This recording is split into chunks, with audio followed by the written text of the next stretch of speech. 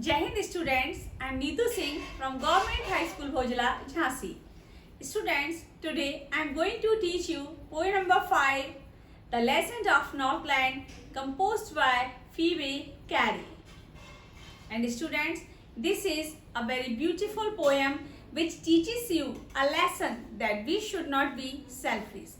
Students, here are many types of poems in English literature as sonnet, elegy, ode, narrative poem, verse poem, and free verse poem, and ballad. And this poem, The Legend of Northland, is in a ballad form. So you also want to know that what is ballad form? Ballad is a type of story which is sung. एक तरह की इस तरह की poem होती है जिसमें कोई कहानी कही जाती है. यह 16 स्टैंजा की होती है. So in this poem we will read the 16 stanza but in a very simple language. So students, now we are starting to read the poem, but before it we will read the summary of the poem. This poem is a folk tale. This poem is a folk tale passed down from one generation to another, which teaches us not to be selfish. यह poem हमें सिखाती है कि हमको selfish नहीं होना है. It is based in Northland, a very cold place. यह जो पोएम है यह नॉर्थलैंड के बारे में बताती है जो कि बहुत ही ठंडे स्थान है. Where once Saint Peter came to the door of a little woman. जहाँ एक सेंट पीटर एक लिटिल वुमन के घर पर आए, who was baking cakes, जो केक बना रही थी, and asked her, और उससे कहते हैं, मांगते हैं उससे for a cake, उससे केक मांगते हैं क्योंकि he was feeling very weak due to fast. But the lady was very selfish and did not even give him a small piece of cake. वह उन्हें केक का एक छोटा पीस भी नहीं देती है. सेंट पीटर कर्स हर, इस बात पर सेंट पीटर उसे कर्स करते हैं. एक होता है विश करना और उसका ऑपोजिट होता है कर्स करना. वह उसको श्राप देते हैं. एंड टोल्ड हर, और उससे कहते हैं that she was not fit to live in human form, कि वह मानव के रूप में जीवित रहने के योग्य नहीं है. and enjoy food and warmth. and he turned her into a woodpecker के रूप में उसको बदल देते हैं. who has a hole in hard and dry wood to get it scant food. woodpecker एक वर्ड होता है जो कि पेड़ के तने में अपनी जो बीक रहती है उससे बोर यानी कि वो एक होल करता रहता है अपना, उसको बहुत ही कम फूड मिलता है. इस तरह से in this way the woman was punished for her greed and selfishness. उसको उसके लालच के कारण और selfishness के कारण उसको पनिश किया जाता है by Saint Peter. So students, as I have already told you that this poem is in ballad form and in a very simple language we use in ballad. So this is the stanza 1. Away, away in the Northland, where the hours of the day are few, and the nights are so long in winter that they can't sleep them through. यहाँ बताया जाता है कि बहुत दूर जो Northland जो हमारे प्लेस है, नॉर्थलैंड जो है वो नॉर्थ पोल पर के जो हमारे जो प्लेस हैं वहाँ को बोला जाता है नॉर्थलैंड. और वहाँ की जो रातें हैं वो बहुत ही लंबी होती हैं और दिन बहुत ही छोटे होते हैं. तो यहाँ कहा जा रहा है कि away away in the Northland where the hours of the day are few, जहाँ दिन के समय दिन के घंटे बहुत ही कम होते हैं यानी जो डे है वो बहुत ही शॉर्ट होता है. And the nights are so long in winter, और जो रातें हैं वो सर्दियों में इतनी लंबी होती हैं that they cannot sleep them through. They mean the people of the Northland, कि नॉर्थलैंड में रहने वाले जो लोग हैं वो पूरी रात भी नहीं सो पाते हैं. It means the people are unable to spend the whole night sleeping, यानी पूरी रात नहीं सो पाते हैं. Second stanza, where they harness the swift reindeer to the sleighs when it snows, and the children look like bear cubs in their funny furry clothes. Second poem में देखते हैं when it snows, कि जब बर्फ पड़ना शुरू होती है तो जो पीपल है वहाँ के जो नॉर्थलैंड के पीपल हैं वो जो अपने जो रेंडियर पशु जो वो पालते हैं, आप यहाँ देख सकते हैं रेंडियर को, कि जो रेंडियर पशु जो वहाँ पाले जाते हैं क्योंकि बहुत ही स्नोई एरिया होता है और वहां पर जो व्हीकल है वहां पर स्लेज ही चलती है, जिसको कि रेडियर से बांधा जाता है। और जो स्लेज है वो वहां ट्रांसपोर्टेशन का एक बहुत ही मेन एक वहां का मतलब एक व्हीकल रहता है। तो वो कहते हैं कि where the harness the swift reindeer to the sledge when it snows, जब बर्फ पड़ती है तो जो people like to go sledging by tying reindeers to their sledges and the children look like bear cubs in their funny furry clothes. और जो children हैं वहां के जो बच्चे हैं तो actually it is too cold, इतनी अधिक सर्दी रहती है कि जो चिल्ड्रन हैं बियर हैवी वुलन क्लॉथ्स, वो बहुत हैवी वुलन क्लॉथ्स पहनते हैं, इतने हैवी रहते हैं कि the clothes cover them up fully and they look like bear cub. Bear cub mean भालू का छोटा बेबी, छोटा बच्चा, और उसकी तरह वो बच्चे दिखाई देने लगते हैं इतने अधिक कपड़े पहनकर।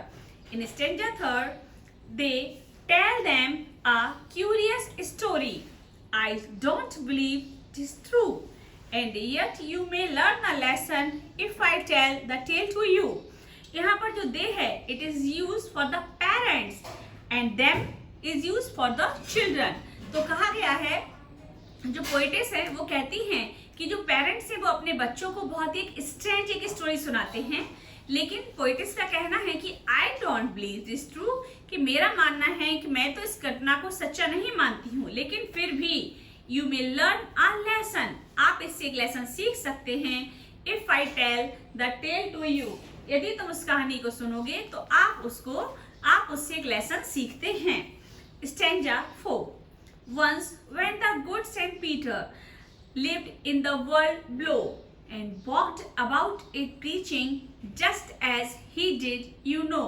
बताती हैं कि जब सेंट पीटर जो कि क्राइस्ट के एक फॉलोअर थे, तो जब वो जीवित थे, जब वो धरती पर रहते थे, and walked about it preaching, और जैसा कि आप जानते हैं कि जो सेंट होते हैं, जो प्रीस्ट होते हैं, उनका जो सबसे इम्पॉर्टेंट वर्क होता है वो प्रीच करना होता है। जैसे टीचर का टीच करना होता है, उसी तरह सेंट का, प्रीस्ट का जो मेन वर्क, इम्पॉर्टेंट वर्क होता है वो होता है प्रीच करना, यानी लोगों को सिखाना, उनको अच्छी बातें, उनको मोरल वैल्यूज उनको सिखाना।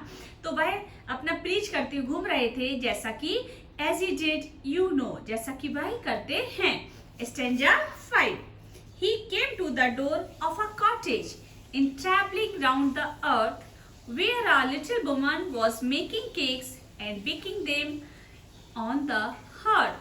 स्टेंजा 5 में बताते हैं कि जब सेंट पीटर जब जीवित थे, तो वह प्रीचिंग करते हुए जब वो घूम रहे थे, तो वह came to the door of a cottage, वह एक झोपड़ी के एक कॉटेज के गेट पर आते हैं, दरवाजे पर आते हैं।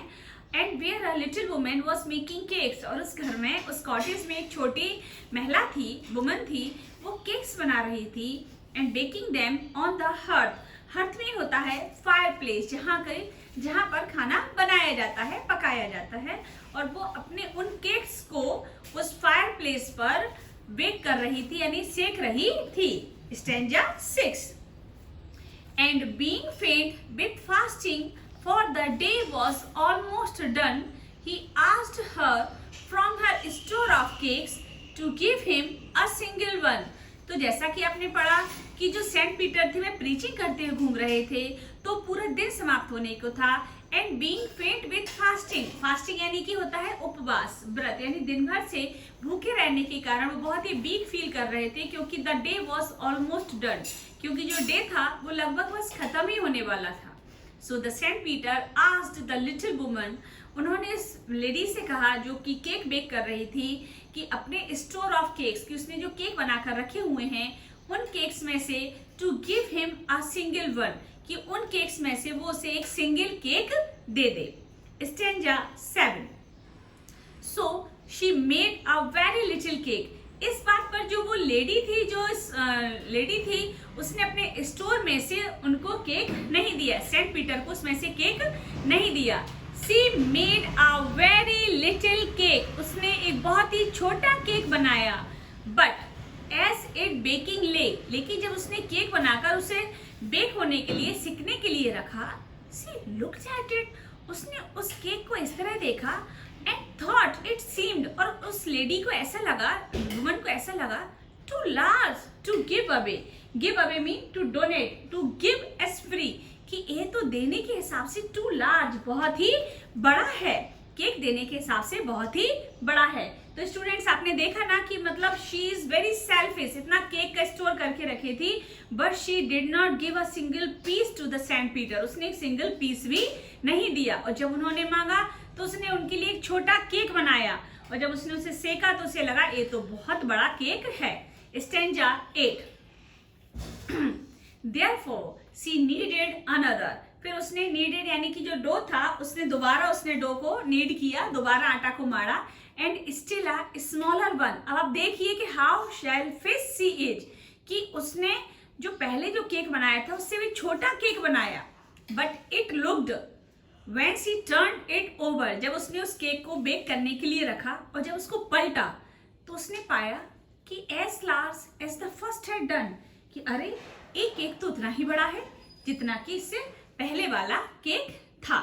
Stanza 9 then she took a tiny scrap of dough, यहाँ पे स्क्रैप का मतलब हम लोई से लेंगे, कि जैसे जो आटा था जो डो था उसने उसमें से एक छोटी सी लोई ली, एंड रोल्ड इट फ्लैट। यहाँ पर जो 2 टाइम्स जो रोल्ड एंड रोल्ड कहा गया, ये इस चीज को एम्फोसिस करने के लिए कहा गया कि उसने उसको बेला और बेला, यानी बहुत ही पतला बेला, जैसे केक होता है उसका एक साइज होता है, ठीक है, लेकिन यहाँ पर उसने उसे बिल्कुल पतला बेला, इट फ्लैट बिल्कुल, and baked it thin as a wafer. Wafer mean आप लोग जानते हैं, आप लोग वेफर्स खाते हैं, जो वेफर्स नीचे पिक्चर्स आप देख सकते हैं कि वेफर्स कई तरह के होते हैं, जैसे कि हम लोग अपने पापड़ बोलते हैं, चिप्स बोलते हैं, या हम आइसक्रीम की कोन देखते हैं, जो कोन में जो पतली सी जो परत रहती है इसको भी हम वेफर बोलते हैं। तो and baked it thin as a wafer, उसने उसको इतना पतला उसने बेला, but she couldn't part with that, लेकिन वो उतने पतले केक को भी सेंट पीटर को नहीं दे सकी। तो स्टूडेंट्स आपने देखा ना कि कितनी सेल्फिश, कितनी ग्रीडी लेडी थी वह, कि वह छोटा सा केक भी नहीं दे सकी। फॉर शी सेड, उसने कहा, my cakes that seem too small, कि मेरा केक जब मैं खाती हूं तो ये तो टू स्मॉल, बहुत छोटा दिखाई देता है। When I eat of them myself, यानी जब मैं खुद खाती हूँ तो बहुत छोटा दिखाई देता है, लेकिन यह too large to give away, लेकिन देने के हिसाब से तो यह केक बहुत ही बड़ा है। So she put them on the shelf, तो उसने उस केक को सेंट पीटर को ना देकर उसे अपने स्टोर में ही रख लिया। Now the stanza number 11 Then good Saint Peter grew angry, और उसकी इस तरह की एक्टिविटीज, जो सेल्फिश, जो ग्रीडीनेस की जो एक्टिविटीज थी, इससे सेंट पीटर को बहुत ही अधिक गुस्सा आया। फॉर ही वॉज हंग्री, क्योंकि वह पूरे दिन से भूखे थे, एंड फेंट, और बहुत ही वीकनेस फील कर रहे थे, and surely such a woman was enough to provoke a saint, और इस तरह की उसकी जो एक्टिविटीज थी वो बहुत हो चुकी थी। To provoke a saint, provoke mean होता है इंस्टिगेट करना, किसी को गुस्सा दिलाना, किसी को भड़काना, तो उनको बहुत गुस्सा दिला दी थी सेंट को, उसकी इस एक्टिविटीज ने बहुत ही गुस्सा दिला दी थी। एंड ही सेड, और इस बात पर ही मीन सेंट पीटर ने उस लेडी से कहा, you are far too selfish, कि तुम बहुत ही अधिक सेल्फिश हो। To dwell in a human form, और तुम मानव के रूप में रहती हो। ड्वेल मीन होता है लिव, टू लिव, और तुम रहती हो इंसानी रूप में रहती हो। To have both food and shelter, और देखो एक ह्यूमन होने के कारण तुम्हारे पास फूड भी है, शेल्टर भी है, and fire to keep you warm, और तुम्हारे पास अंगीठी भी है, फायर प्लेस भी है, जो इतनी सर्दी में तुम्हारे शरीर को गर्म रखता है। नाउ यू शैल, अब चूंकि आपने पढ़ा कि Saint Peter became very angry, कि वह बहुत ही गुस्सा हो चुके हैं, because he was hungry from the whole day, क्योंकि वे पूरे दिन से बहुत ही भूखे थे। और ये जो लेडी थी, and she did not give him a single piece of cake, उसने उन्हें कुछ भी नहीं दिया। उसने एक केक बनाया, वो भी उसको बड़ा लगा, then she prepared, then she को baked second cake, then she made the another one, but she did not give him. तो इस बात पर वह नाराज हो गए और उन्होंने कहा, now you shall build as the birds do, अब तुम उसी तरह ही अपने घर बनाओगी जैसे वर्ड्स डू, जैसे पक्षी करता है। एंड स्टूडेंट्स यू नो कि जो बर्ड्स रहती हैं वो अपना नेस्ट किस तरह से बनाती हैं, एक एक स्ट्रॉ वो अपना जोड़ती हैं और इस तरह से अपना वर्ड्स बनाती हैं, एक एक तिनका चुनती हैं। तो वो कहते हैं and shall get your scanty food, तुम एक पक्षी बन जाओगी, थोड़ा थोड़ा खाना तुम पाओगी, by boring and boring and boring. यहाँ पर जो 3 टाइम्स जो बोरिंग बोरिंग बोरिंग कहा गया है स्टूडेंट्स, इसका मतलब है to make a hole in something with a tool और बाय डिगिंग। जैसा कि आप जानते हैं कि घरों में भी हम लोग बोर कराते हैं पानी निकलवाने के लिए, तो यहाँ पर जो बोर है इसका मतलब है कि किसी भी चीज में होल करना, होल करना। तो जो वुड पैकर बर्ड जो साइड में बना हुआ है, आप देख सकते हैं इसकी जो ये जो बीक है, ये अपनी बीक से एक जो वुड है उस पर वो नॉक करता रहता है, होल करता है, उससे वो अपना खाना पाता है। तो फिर सेंट पीटर ने उसको कर्ज किया कि by boring and boring and boring all day in the hard dry food, कि जब तुम दिन भर मेहनत करोगी, में होल्स बनाओगी ट्रंक्स में, जो अपने जो पेड़ होते हैं उनके ट्रंक्स में जब होल करोगी तब तुमको जाकर खाना मिलेगा, सूखा खाना मिलेगा। Then up she bent through the chimney, never speaking a word, and out of the top flew a woodpecker, for she was changed to a bird। और जैसे ही सेंट पीटर ने उसको एक कर्स दिया तो जो लेडी थी जो she flew up, यानी वह जो चिमनी बनी हुई थी उस घर में, जो फायर प्लेस में जो चिमनी थी, वह उस चिमनी से निकल के ऊपर से निकल गई। Then up she went through the chimney, first line में है कि वह चिमनी से निकल गई। आप देख सकते हैं पिक्चर में कि वहां पर वो आपको दिखाई दे रही है, and she turned into the bird, और वह एक पक्षी में बदल चुकी है। नेवर स्पीकिंग अ वर्ड, और उसने एक भी शब्द नहीं कहा। And out of the top flu a woodpecker, और जैसे ही वह जो लेडी थी वह चिमनी से निकली, वह वुडपेकर बर्ड में बदल गई। For she was change to a bird, क्योंकि वह अब एक पक्षी बन चुकी थी। जो लेडी थी वह एक पक्षी बन चुकी थी। स्टेंजा 15।